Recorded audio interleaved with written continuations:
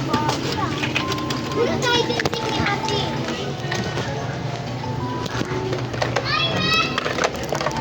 ako sabihin.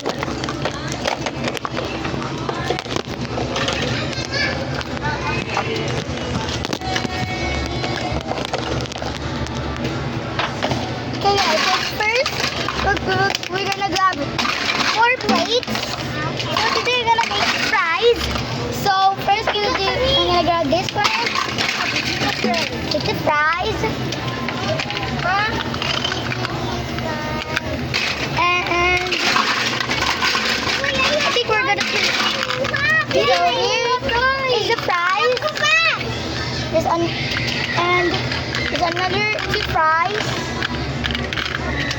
And so we got 2 fries.